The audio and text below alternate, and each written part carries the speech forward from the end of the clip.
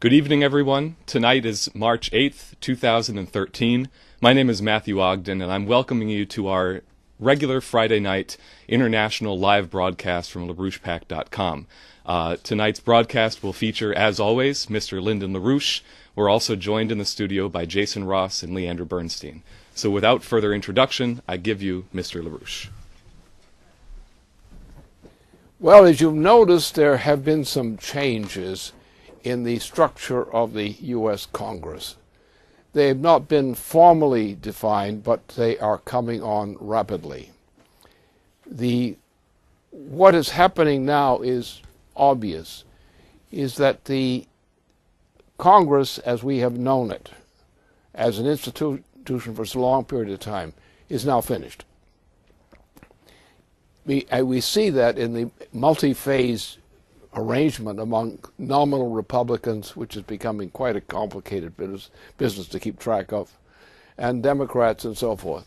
So there is no real coherence to the Congress in the manner that there has been before.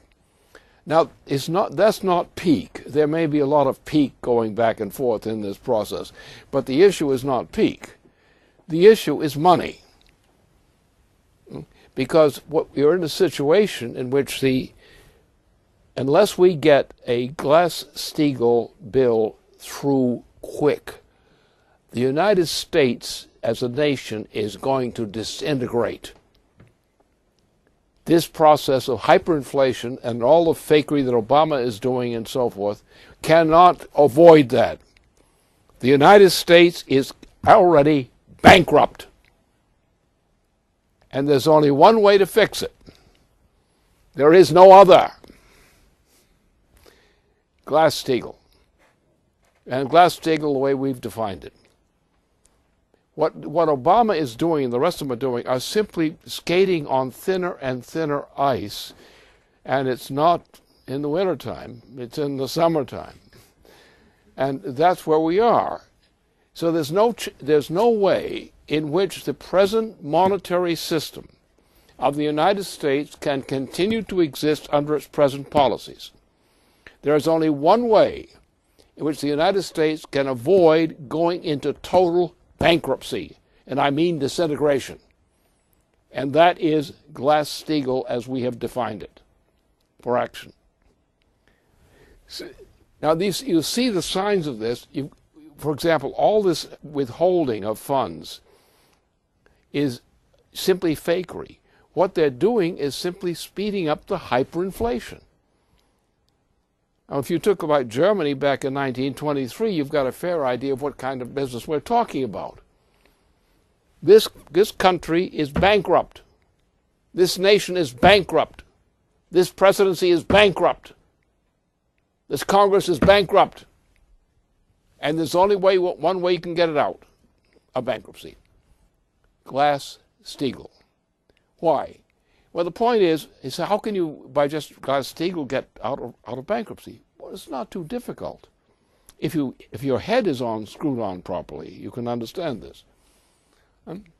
The point is that most of the money which has been run through, especially since Obama came into the presidency, but also from the Bush League before then, that what they were doing and what they have been doing for a period of time is nothing but gambling.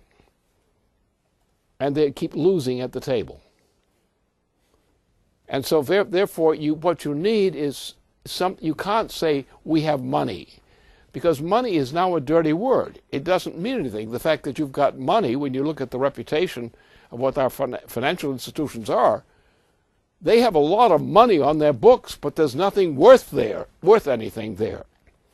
So we have to go back to honest money, in a sense. I wouldn't use the term otherwise, except to annoy some people who need being annoyed very seriously. But what we have to do immediately, we have to put through Glass-Steagall as an emergency action now. What's happening now, if that does not happen, this system is going to blow out. It's already in a state of hyperinflation. You have a similar situation in Europe. It's a Greek situation, hyperinflation. Spain, hyperinflation. Portugal, hyperinflation. Italy, hyperinflation. Germany on the edge. France on the edge. It's over. It's over. Obviously, some people are waiting for something else. Now, one of the things they're waiting for is war. See, in other words, this system, the way it's organized, the transatlantic system, the U.S. system included, cannot possibly survive under these conditions without some very clear change. And you've got two likely options. Option number one is Glass-Steagall. Option number two is World War III, thermonuclear war. Because there's no way. Obama is the most worthless president who ever existed from any nation in the history of mankind. The most bankrupt man in the history of statecraft. There's nothing you can do about it. This thing is hopeless. It's not worth anything. It doesn't translate into food. It doesn't translate into health care. It doesn't translate into anything that has any value. It's simply hyperinflationary, make-believe money. And obviously the game is, well, the game has a policy to it. Let me just get to the really dirty part about that. What is going on? Why is the British monarchy controlling the President of the United States in the way they're doing? Because he's nothing but a puppet of the British monarchy. That's all he is. So what's he up to? Well, let's look to Great Britain. You had back in, we had a Danish campaign that didn't work out too well for the British. And the result of that was that the Queen came on with a program for reduction of the human population. That is the reduction of the human species from 7 billion people estimated to a rapid descent into approximately 1 trillion people. That is the policy of the Queen. Those are the policies of cut, which you're seeing in the United States and elsewhere. This is what you're seeing it took at the price of food. Why is the price of food so high? Because the value of the dollar is so low. It's that simple. Now, if we go to Glass-Steagall, that means what we do is we take all that money that's classified as money in the one sense, but ain't. In other words, the assumption is on the basis of money that money can have a stable value, and therefore that your purpose is you can get a lot of money, but you've got to match it with things that people consume, or investments and things of that sort. Physical investment. You've got to turn the money into something which is useful to society. And there's nothing of that there. This has been coming on step by step for a long time, since the assassination of John F. Kennedy, which is when the turn came in this direction. But then, once Bill Clinton was out of office, then things began to accelerate. And now the United States is bankrupt. At the same time, the system of government, of the congressional system, is also disintegrating. And that is one of the healthiest things that's happening. I mean, you have Republicans that are no longer Republicans. You've got 2 or 3 varieties of these. Same thing as the Democrats. Well, the Democrats aren't that yet obvious, but they will be very soon. So we're in a situation where this system has no value. And people out there who are telling you about the money they have, the savings they have, the credit they have, the value of the property that they say they have, it's all bunk. There is no such value. It's only paper waste money. It's not even exchangeable. There's no attempt to exchange it. They just keep piling it on and counting more digits in the figure.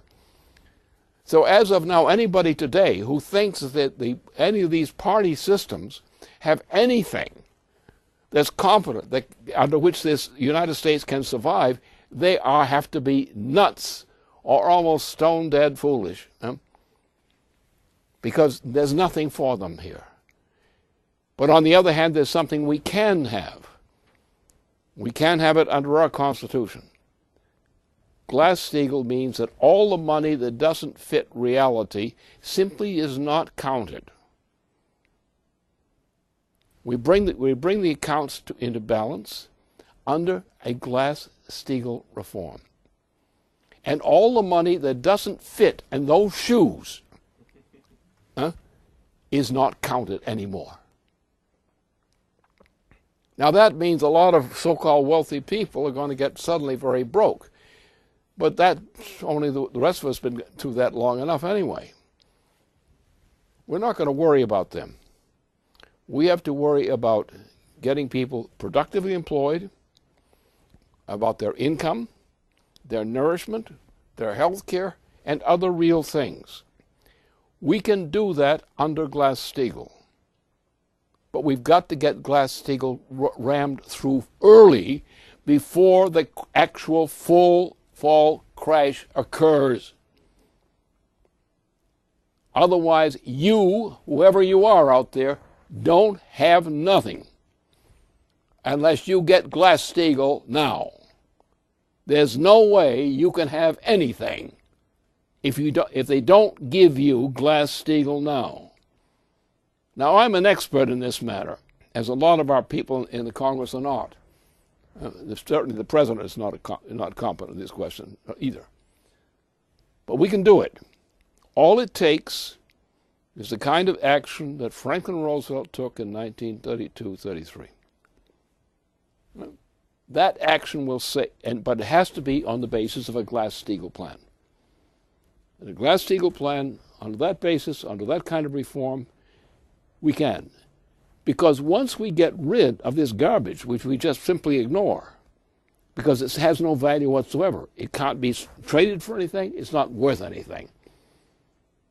So the U.S. government will then have to create a credit system in which we will extend credit for employment, for purchases, things of that sort that are real. The objective is to get more people back to work, and real incomes. And we can do that. The government of the United States, under our Constitution, has the ability to organize such measures. And the time has come, we can no longer operate on the basis of ignoring the fact that we have to do that.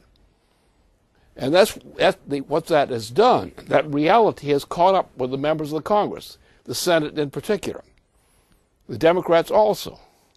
They're faced now with a reality. Neither of them can do anything competently because they don't have a system that allows them to do it.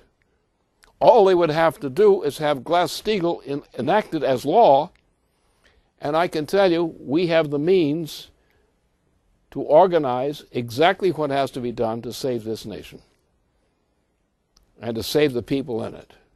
You sit around and say, well, the Democrats this and the Republicans that. Well, the Republicans don't really exist anymore. There are many varieties. There's like Heinz's many varieties of Republicans and Democrats alike. The Democrats are going to get sorted out too. And we've seen that in the results of the recent period. So we're at a point, we've got one thing to do.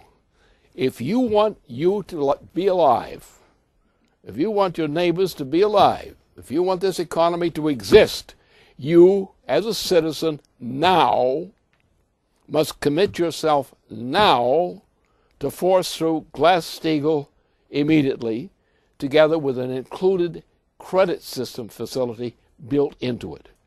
We will then be creating the jobs needed, productive jobs, generally, which people need as places to work and sources of income.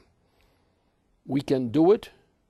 We did it. It was a hard job done in the 1930s, 1933 on, a very hard job to get our people out of real stark poverty.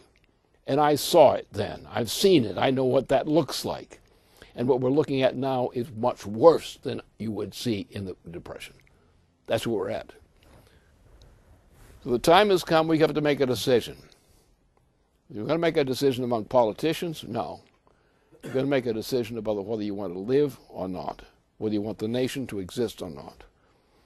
And there's only one thing within the framework of our Constitution which will let us in the United States do the things quickly, which we must do quickly, to bring this nation out of the threat of its own destruction. Anything else, you're talking about something else, you're one of the nitwits.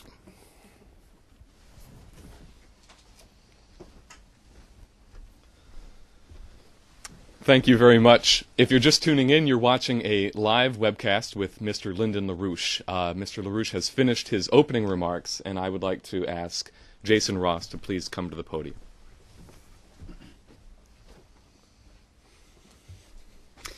Well, we had a pretty good example of actually standing up on principle this week, as opposed to the partisan peak that you were contrasting that to, with the frankly exciting filibuster made by Senator Paul about John Brennan's nomination to be director of the CIA. This has really caused quite a commotion. The cover story on the New York Times is Senate Filibuster Scrambles, both left and right. While Senator Paul was having this filibuster, while he had support from mostly Republicans, but a Democratic senator as well, other factions of the Republican Party were enjoying a incredibly fancy lobster dinner with President Obama, and later some of them rather snottily chided Rand Paul for standing up for the right of due process. So it bore fruit. The next day, Attorney General Holder wrote a letter to Senator Paul, and his letter said, because Paul's point was, he said, it's a simple question. Why has the administration not answered this simple question? Is it legal for the president to kill an American on American soil? And that should be a simple question. The answer is no. But that answer was not coming from the administration. In fact, Holder had said, we haven't done it before, it's unlikely to occur, there might be a situation where we'd have to think about it and we'll cross that bridge when we come to it. That's not a no. After this filibuster, Attorney General Holder wrote a letter. He said, Dear Senator Paul, it has come to my attention that you have now asked an additional question. Does the president have the authority to use a weaponized drone to kill an American not engaged in combat on American soil? The answer to that question is no. Finally. So, this is very important. It's a very important victory for the fact that we don't have a dictatorship in this country, for the power of the legislature. We have a system of due process in this country. And it's important not just in you might say it's a small victory to say, well, we can't be killed by a drone any day. But more broadly, it's very important because this, I think, is the first time the Obama administration has recognized that there's anything that it cannot do. This is a new step. So let me, I'm going to have to read a quote here. This is one quote that from Paul's filibuster. And it gets at what you brought up just now about hyperinflation. He said that, this is Senator Paul, he said, when World War II ended, the currency was being destroyed in Germany in 1923 because the paper money became so worthless that people wheeled it around in wheelbarrows. They burned it for fuel. It became virtually worthless overnight. The beginning of September 23, I think it was 10 or 15 marks for a loaf of bread. By September 14th, it was 1,000 marks. September 30th, 100,000 marks. October 15th, a couple of million marks for a loaf of bread. It was a chaotic situation. Out of that chaos, Hitler was elected, democratically. They elected him out of this chaos. The point isn't that anybody in our country is Hitler. I am not accusing anybody of being that evil. It's an analogy. It's a misused analogy. In a democracy, you could someday elect somebody who is very evil, and that's why we don't give the power to the government. It's a point to be made historically that occasionally even a democracy gets it wrong. So when a democracy gets it wrong, you want the law to be there in its place. You want the rule of law. So let me ask you a question that comes from a D.C. source. The question is, Mr. Larouche, now that the issue of presidential violations of the balance of power has come into more prominence through the bipartisan filibuster led by Senator Rand Paul, along with Democratic Senator Ron Wyden and others, what additional measures could the legislature take to further this balance of power? I believe that the filibuster debate shook the landscape for the White House to a certain extent, and significantly put the issue of the executive's violations of the balance of power into national prominence, even though it did not resolve the issue. Could you give your assessment of this? Yeah. Well, you have to go back in the history of the United States a bit in order to see exactly clearly how our system works when it does work. What we had for much of our system, we've had a system of congressional rule, congressional party rule, and it was a question of a fight between two parties, both for the majority position, or not just the two parties, but all the multi-party system itself.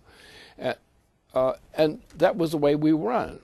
So we never had we didn't have, after particularly Andrew Jackson was brought into power, we did not have, except for very rare intervals, we never had a system based on our Constitution. And because the party system got in the way, the party system became a substitute. And therefore, the question of who had the majority of the party votes was the key issue. And now we've come to a point where that has broken down. It's crumbled during this lobbying period in the Congress. So the point is now that that condition exists, glory, hallelujah. We don't have a majority party system anymore. We have a system which is fragmented. There are people who may be Republicans, they may call themselves Democrats, that's their choice in running for office and occupying office, but we don't have a party taking over the authorities of the federal government to determine by adjustment of the party system to use that as a way of controlling the policy of the government. Now this under Andrew Jackson and what followed, up until the actual Civil War, that kind of corruption ruled. And actually the U.S. government was, in that period, was run from New York City and to some degree Boston by British bankers. So the British bankers who funded the campaigns of the candidates, or controlled the funding of those candidates, by manipulating the candidacy system, were able to have a majority rule system, or the equivalent, or a plurality system of rule. And therefore we did not have we want to call it a democratic system. Well, you had the democratic system you had in ancient Athens was also not so good. So the point now we've got a bunch of people who come from various varieties and flavors of Democrats, Republicans, and who knows what else. And that's good. That's good, because that means they can no longer have party rule controlling the federal government. We should never have had it. If you have it on the basis of belief, on issue, on so forth, that's fine. If it works out that way on merits, but if it works out as a scheme to line up people to vote to constitute a majority for somebody's interest, that's a fake. And that's what we've been living under for too long. Look, that's what's happened with, for example, with the cases of President Franklin Roosevelt. He was put in a position on his campaign for a fourth term in which they pulled a mug in on him. Truman. So you had a majority that came in on the last term, and that majority turned a great achievement of the United States under President Roosevelt, Franklin Roosevelt, into a disaster. The last years of President Roosevelt's life were lived with the curse of Truman. If you look at the measures, the policies that Franklin Roosevelt had installed up to that point, the agreements he'd reached, the post-war intentions which he had established. Now look at the record. What happened between the time that he left office and came into a fourth term and was elected into a fourth term, but on what conditions and what were the results? Under the Truman administration, you saw the full right. This was a disaster, and we never recovered from that disaster.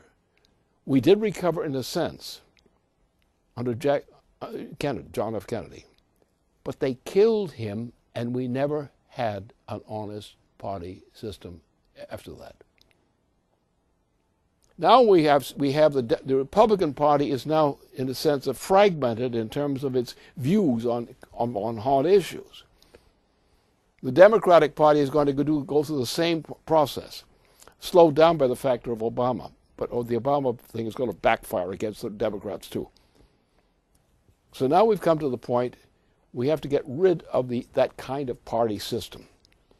People can choose their parties that they want to affiliate with. But the idea of operating on the basis of control of the United States policy by a party system, that must come to an end. And what Rand Paul did in his particular action went a long way, as of now, towards setting the end of the party system in motion. People can still have political parties, but the idea of a rule by party majority, that has to come to an end.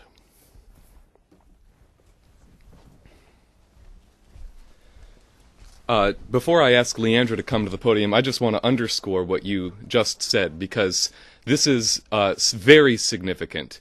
Not only on the floor of the Senate did you have over a dozen members of the United States Senate come to join Rand Paul in his filibuster, his 13-hour filibuster, which he himself said he didn't expect. He didn't think that there were going to be other members of the Senate that would join him there, and this was completely unexpected. But some of the members of the Senate that came included Senator Ron Wyden, who is a Democrat, but is putting up a fight against the Obama administration's dictatorship. And Senator Wyden today was interviewed, and he said, look, there's a new nonpartisan movement sweeping this country, which is to fight against the violations by this president of the U.S. Constitution and to defend it. And also you had Mitch McConnell show up, the leadership, so-called, of the Republican Party, showed up and vocally stood there on the floor of the Senate and supported Rand Paul's filibuster and said that he would vote against Brennan together with Rand Paul, despite the fact that Harry Reid, the leader of the Democratic Party, came to shut it down, and he was ignored. Rand Paul said, I will not yield the floor. Now, the other thing that I think is just very important is the factor of the acknowledgement that this is, these senators realized that they were standing on the stage of history, and it brought out the best of them all, despite anything else. Very significantly, you had Senator Ted Cruz, a freshman senator from Texas, reciting the monologue from Henry V that he delivers on the eve of the Battle of Agincourt, St. Crispin's Eve, saying, we few, we happy few, we band of brothers, and the acknowledgement that even if the majority is going along with the violation of the U.S. Constitution, there will be a handful of those who stand on principle and are willing to fight for this. So I think that the period of history that we're in, and everything that you have been saying really since your 90th anniversary address, that it's time to your 90th birthday address, that it's time to destroy and break this party rule, this party system. We really are at a profound moment in history, and I think the profound drama of this historical moment really can sink in for people. Now, the question is, how do we escalate? And I would like to ask Leandra Bernstein to come to the podium to pose a question on this subject.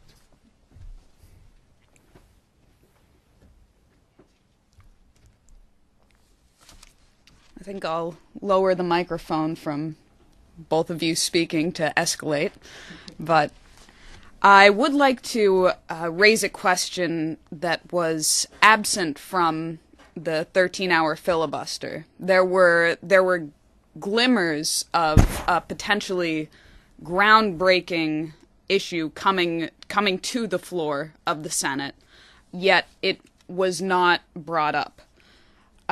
During the course of the drone debate, there has been a lot of discussion about the September 2001 authorization for use of military force. That was the authorization that Congress gave to the president on September 14th after the 9/11 attacks. I'll just read it here. Authorizing the president to use all necessary and appropriate force against those nations, organizations, or persons he determines planned, authorized, committed, or aided the terrorist attacks that occurred September 11th, 2001, or who harbored such organizations or persons in order to prevent any future acts of international terrorism against the United States by such nations, and so on. Now, this is what was used in the 16-page drone memo to basically authorize the president through solely executive organizations who carry out, like the JSOC organization, the CIA, to carry out these drone killings, was done under the auspices of this congressional authorization. So when that came up in the drone discussion, it really brings us back to the original 9/11 attacks and what was intended to come as a result of those attacks. And I'll note, recently there has been, we've discussed it here before, there has been a call to repeal the authorization for use of military force, and that's something, the 2001 Act, and that's something that should go straight ahead. But what would get to the heart of the matter is to really uncover what happened on that day. What forces were at play on September 11th, 2001. And what we know from the work of former Senator Bob Graham of Florida, who was the head of the 9/11 Commission, we know that there were 28 pages of that report, which the White House, the Bush White House, essentially deemed unfit to print, not because it was not because of issues of national security, but because of the political implications. And we know without any doubt that those 28 pages in that 9/11 report go directly at the Saudi government, the Saudi monarchy's involvement in the financing of the 9/11 attacks. And so I'd like you to say what you can. I mean, it's also useful that Representative Walter Jones has issued a statement calling for the release of these 28 pages, but also significant as well that Barack Obama's recently appointed CIA director, John Brennan, was orchestral in blocking Barack Obama's release of the 28 pages, which was demanded of him when he first came into office, and it was Brennan himself who worked to prevent that material from coming to light. So if you could remark on this situation as an escalation of the now out in the open fight against the drone war, to get at this matter. Yes. Yes, I do have a certain amount of knowledge in this matter. and quite apart from these hidden, suppressed documents. We know that the 9/11 operation, as it's been called, was organized by a trio of agencies: the British monarchy, the BAE military institution, and the Saudi government. That we also know that we know of some of the pilots. Also, we know that the ambassador of Saudi Arabia to the United States was involved in organizing the funding of the pilots who participated in those attacks. So and we also know that the Bush administration knew that this was the case, because it was the Bush administration that organized the safe exit of those Saudi families which were tied to that part of the Saudi business in the United States. You had the whole nation was shut down at that point. No one could fly in or out except the Saudis, who were escorted out from Texas and other places where they've been treated, meeting with the Bush family, for example. So this whole operation then was entirely that. But what's the significance? The significance is very simple.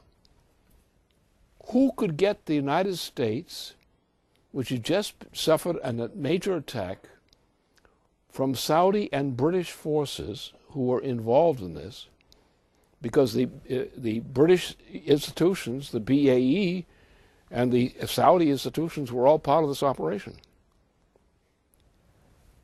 And so who could do that? We know exactly who did it. It was done by the British monarchy. The British monarchy set the whole thing up. That's the guilty party, and that's what the cover-up's all about. Now, I think the very simple thing is, I think this British monarchy should we say, be restrained. Now, what is the British monarchy's policy now? You had there was a campaign for green issues centered in Denmark.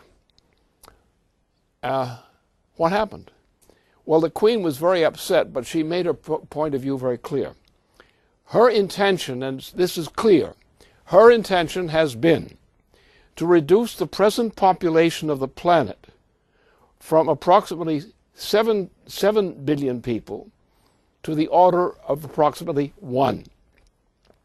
That is the green policy of the British monarchy, and that is most of the other things that are occurring here in the United States are the same thing. Why are the American people stripped of a food supply?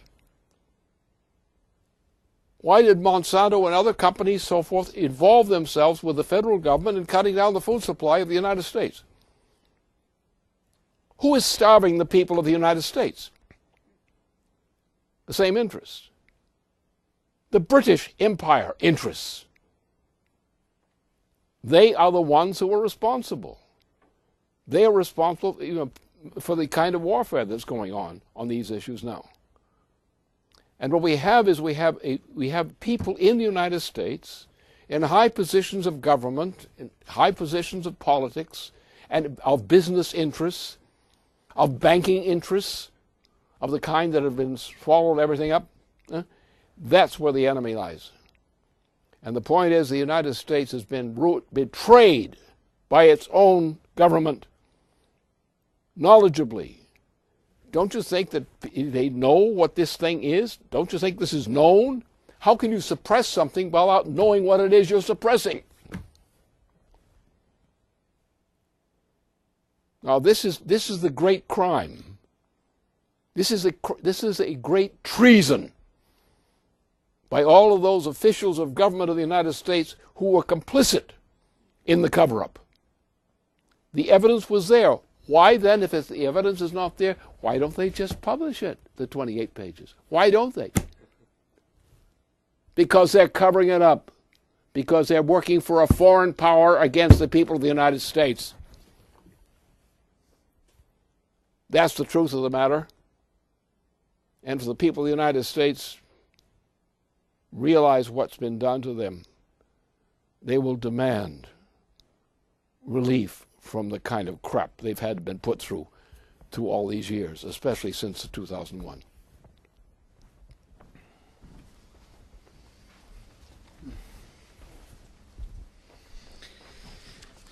Well, in the views of some, relief is right around the corner. This week, we saw the Dow reach a record level. And this is causing euphoria among some people. In fact, if recent history is a reliable guide, this means that we've turned the corner, we've rounded the bend, the recession is in its final throes, and will soon give way to a complete collapse of the economy. Compare the economy right now to October 2007, which is a time you might remember right before a major economic collapse. The other thing that happened in October 2007 is the Dow reached a record high. In fact, almost exactly the same value that it reached this week. Let's just compare what things were like then, so we can show that the recession's turning around. In 2007, gas cost $2.75. Today it's $3.73. Unemployment of people in the labor force, not even including labor force dropouts, unemployment of people in the labor force was 6.7 million then. It's now doubled to 13.2.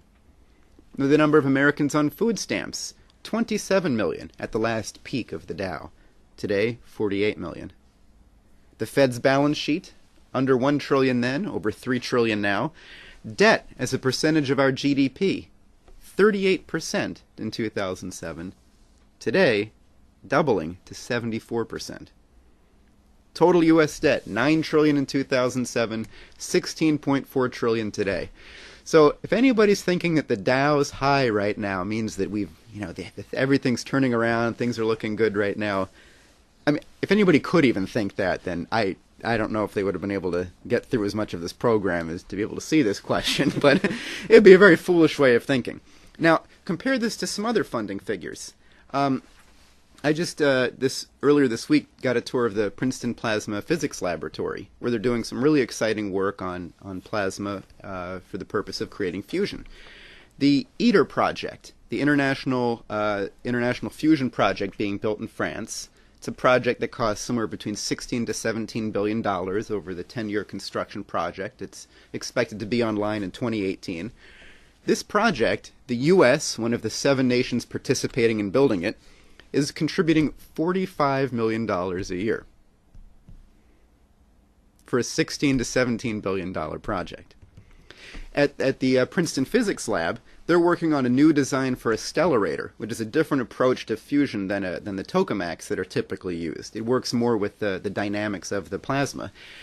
They've built the parts. They need to assemble them and put them in a space with power supplies and diagnostics equipment. That would cost 40 to 45 million.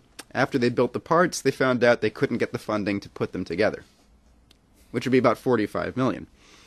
Now compare this to a much lower form of technology that does get financing. How much money was lost on Cylindra, which studied the incredibly new design of using sunlight to create electricity? 500 million. Okay, 10 times the total amount that the U.S. is going to contribute to this new fusion design in France. That's how much was lost just on Cylindra, to say nothing of the amount that we're wasting every year on solar panels, on windmills, which, like I've said, they were a good breakthrough a few centuries ago, but not anymore. It'd be like saying, oh, a horse and buggy is a great idea. Now, okay, so let me ask you about this. So if you compare the enthusiasm over the Dow going up to the state of the real economy, it's like there's 2 completely different worlds being described here.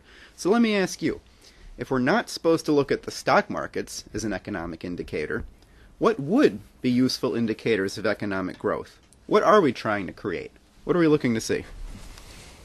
We're trying to essentially increase the productive powers of labor. That's the simple code word for it, the whole process, which means you want to increase the energy flux density. That is, it means the power, the concentration of power that you use for production and for everything else. You increase that. As a matter of fact, if you look at the history of all living processes, insofar as we know them, long before the history of mankind began. We find that there's a steady growth of energy flux density in the succession of varieties of species both in the plant life and in animal life and in human life. So the essential requirement for success of life on this planet, whether in plant life, in animal life, or human beings, is always the increase of energy flux density, going to higher concentrations of power. This not only occurs in that form, it occurs also in the biological form. The species are improved in their ability to concentrate their effects. So therefore, what is being done now in the name of the green policy is directly opposed to the history of life in general. What is this all about? Well, back to the Queen. The Queen said her intention is that in the relatively short period of time, this came out of the Copenhagen proceeding and so forth, that the population of the planet must be reduced from 7 billion people to about 1. And that's the intention. The same intention is the green policy. The green policy is a mass human murder policy. And people who are supporting it are actually murderers, whether they understand what murder is or not. So therefore, if humanity is going to continue to exist, we're going to recognize that the Queen and her policies are a policy for genocide against the human species. For example, you talk about 7 billion people. In China, you're talking about what? 1.4 or so billion people. India, more than 1.1 billion people. So you're talking about sweeping wipeouts of entire parts of the human species. The wipeout method is to reduce the productive powers of labor, to lower the energy flux density. The policy of the Queen, the policy of Her Great Majesty the Queen, is mass murder of the human population. And that is perfectly consistent with 9/11, number 1, and number 2. That's the intention of this president we have. That's his policy. His policy is a policy of genocide. Well, you say, does he say he's going to commit genocide? No, he doesn't have to say that. He has to give the orders that cause the genocide to occur. So therefore, we're at a point that there have got to be some big changes made very fast now. Because, I don't think Satan is quite as evil as this Queen has been.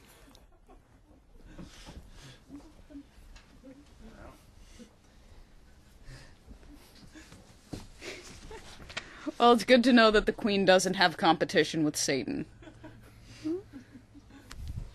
Now, on this subject, there is a question that came in on the strategic situation, mainly relations between the United States and Russia. And we will be putting out a video on the Larouche PAC site very soon on some of the bluffing on the part of the Obama administration, but then a very serious response from the Russians to the threat of a potential World War III, thermonuclear World War III. For example, there was a recent article in the Moscow Times by Vladimir Kozin, a researcher at the Russian Institute of Strategic Studies and a member of the Putin presidential administration. And what he indicated is that the missile defense system that the United States is putting up surrounding Russia obviously has no other target, not Iran, not North Korea. It has no other target than Russia. He said the only purpose of the U.S. missile defense equipment deployed in Europe is to destroy Russian intercontinental ballistic missiles. The fact that our country is never mentioned in the Missile Shield program as a potential participant proves that it is aimed at Russia. Moreover, there was an incredible blustering out of the journal of the U.S. Air Force Air University. It was written by a few academics, basically arguing that the era of mutually assured destruction was entirely over because of technological advances made in U.S. nuclear deterrence that would make a U.S. first strike so devastating that no nation could launch a second strike, that we could disarm our adversary entirely by destroying their nuclear weapons. Now, it's coincidental that a number of days after this was published and got some circulation, Joe Biden was giving a statement, a statement to AIPAC on the issue of where the Obama administration stands on Iran developing nuclear weapons.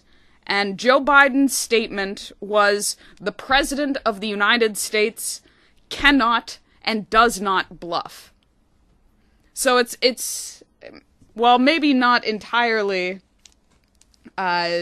directly related, certainly an interesting coincidence. Now, to get to the question from this an official in Washington, D.C., also this week, the new Secretary of State, John Kerry, announced $60 million in aid to go to Syrian rebel groups. And I have to say, if you're a Syrian rebel, if you're a member of Al-Qaeda, you really have to start hedging your bets. I mean, on the one hand, John Brennan, Barack Obama destroy you with a drone on any given day, but on the other hand, John Kerry might just give you $60 million. So I mean, I shouldn't make light of that, given the seriousness of the situation. But to get to the question, there are two sharply different views towards relations with Russia.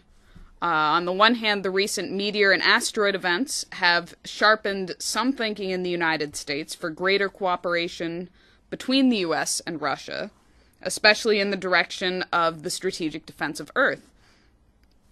But the White House's further support for Syrian rebels and its policy on ballistic missile defense continue to be provocative toward Russia. What, in your assessment, could be done to encourage more communication that could reduce the tension between the U.S. and Russia? Well, you have to understand that as long as the Queen is the Queen of England, and as long as her lackeys are her lackeys, including Obama lackey, then they are going to act like lackeys, the lackeys they are. So the point is of trying to deal with these guys, to essentially you're going to bargain with them. You're not going to bargain with them. You're going to take them at their word and act accordingly. You're going to act accordingly. If they won't do what they should do, you will have to do what you should do. That's the situation that's created. You're talking about 1.4 billion people in China. They're targeted. That's what they're talking about. 1.1 to 1.2 in India. That's what they're talking about. They're talking about getting down to about 1 billion people in this planet fast. And it's only if we can awaken the American people in particular to the reality of what these bums are that they think are their presidents, you're going to have a bloody thermonuclear war. You're at a point where you have the British monarchy, which is controlling this president. This president is nothing but a stooge for the British monarchy. That's what he is. He really has no loyalty to the United States. So I don't know why we worry about his being a president. He has no loyalty to the United States. He has no loyalty to the American people.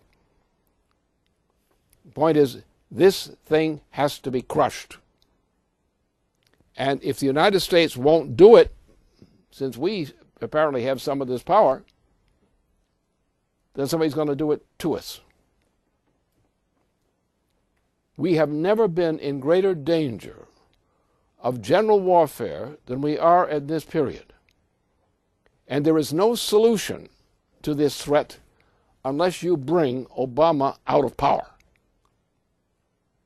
And the Queen, too. But the Queen couldn't do anything much on this level without control of the United States.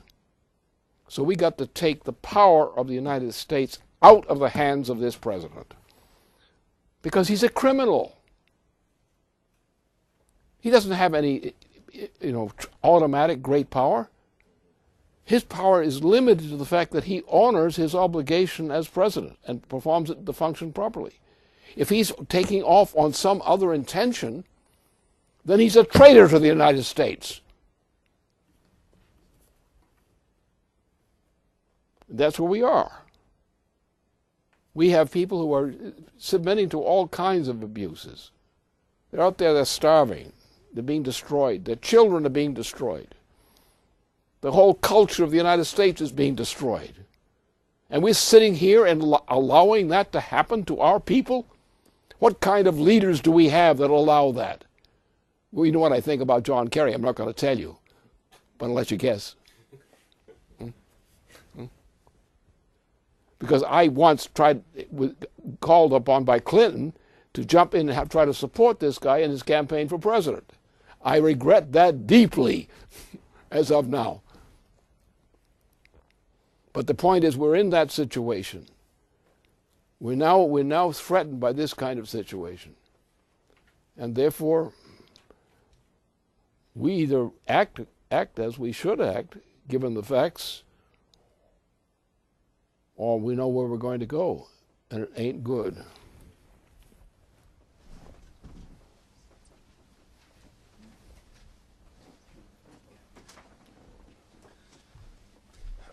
Well, I want to thank you, Lynn. That's the conclusion for our webcast tonight, but there's a lot that we have on our plate. A lot is going to change between now and next Friday, as I think we've all now retrospectively looking at the past week between last Friday and today, we can realize that's the kind of period that we're in. So that brings a conclusion to our webcast tonight. I'd like to thank Lynn, thank Jason, thank Leandra, and thank you all for watching. Good night.